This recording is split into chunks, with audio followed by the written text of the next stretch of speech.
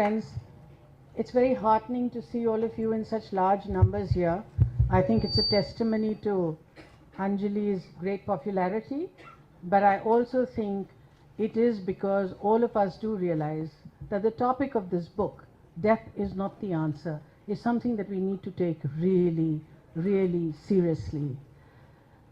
Death is Not the Answer is not a self-help book, but I think it is a book whose time has come, and it will be very invaluable to talk about it, to share it. I really applaud the courage of the speakers before me to share what has been a personal journey of trauma and then celebration. And I'm so deeply moved by it that I think that we really need no more except to salute you and your spirit, and thank you very, very much, both of you, and also Shefali, who was here.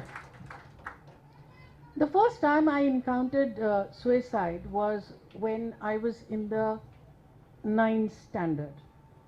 And I'll read you a little bit from there. She stopped at the yet-to-be-completed building, walked up 14 floors, then made her way to the terrace. She counted the steps to the edge of the building, looked down at the minuscule people going about their daily chores, and then climbed down. The next day she repeated the exercise.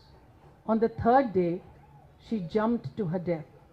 She was my classmate, bright, intelligent, vivacious. The school was stunned into silence. Then the gossip mill started doing the rounds. She was a lesbian, and that explained her suicide. Till this day, I have no idea whether that conjecture was true or not. But even if she was, so what? The cruel fact is that at the age of 14, she had no one to guide her or talk her out of the darkness she felt engulfed by. Suicide fundamentally is an escape from an unbearable situation that is ironically a self-protective move, writes Dr. Anjali, Chhabria. Self-protective? If only. If only. Be it a broken heart, insecurity, failure in an examination, financial constraints, rejection from a friend, standing atop a building and jumping to your death should not be the way out. There is help, seek it. This is the message which not just the youth but all individuals who are vulnerable need to understand. Yes, life will not pan out the way we imagine it will, and there will be times when we may not be in a mental condition to make the best decisions for ourselves. It is especially at times like this that we need to reach out to those who can help us rethink and reconsider. There is always another option. It has been said here before that in our society there is this unspoken fear that the minute you talk about a mental illness, people will look at you as mad and they will make fun of you, they will deride you, which is why people do not treat mental illness in the same way that you would a physical illness. You would, if you had a heart problem, you would go to the doctor. If you had a headache, you would go to the doctor. So why, when it is a physical, when it is a mental illness, do we worry about it so much? This book is an attempt to make us understand that there should be absolutely no shame attached to it. And one of the things that Anjali told me that came as a real surprise to me was when I said that, you know, how do we recognize that somebody is sort of has a tendency to commit suicide? And she said they talk about it. And that came as a huge surprise to me, because you know how we are. If somebody talks about suicide, we say, "Itna drama kar rahi hai, aise thodi koi baat karta hai." She would commit suicide. Now that is the wrongest thing. You have to pick up that signal. If somebody talks about suicide, that person needs help. This is something that we should all realize. In recent times, it's been said a lot that there are so many actors who are committing suicide. What is the reason for this? There's much speculation. There's always some TV actress that you hear about and then you say, oh, she had a boyfriend and there was a problem over there. Some kind of thing saying that, you know, there must be some tendency because she is an actor, that there must be something mad. Recent times, Robin Williams actually, when he committed suicide, it came as such a shock, because I mean, here was this person who had brought humor into their lives, whose sensitive portrayal in Dead Poets Society, you believed that he had life at his fingertips.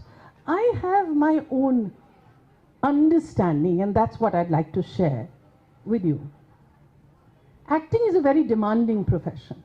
It demands that the actor remain in a state of perpetual emotional preparedness, ready to explode at the command, start sound, camera, action. Shot done, she is expected to effortlessly push back the emotional upheaval into storage and function normally. We are consistently asked to do the opposite of what civilized behavior asks us to do. Civilized behavior says control your emotions, don't show them. What does acting say? At the click of a button, emotion number 36, nikal ke aao, ha, ro ke, फिर finally go back to being completely normal. Oh, हंसते रहो, and go back to life which is completely different. It has to take its toll. If you are a serious actor and if you're looking for your resources from life itself, these emotionally draining moments really take their toll on you. Inevitably, the residue of frequent emotional churning leaves its traces. No wonder actors are prone to being neurotic and highly strung. It is an adrenaline rush. Actors inhabit the world of the characters they play and willingly expose themselves to varied and demanding emotional roller coaster rides. This has many effects. The highs of success, the lows of failure. Coming under the glare of public scrutiny, all this often leads to anxiety and depression. Nobody believes this. An actor is supposed to be the epitome of confidence and positivity. Friends and family are often unable to understand this. Even small irritations start assuming the proportions of insurmountable obstacles. The more you struggle against it, the more tightly the depression holds you in its grip. At such times, you need professional help.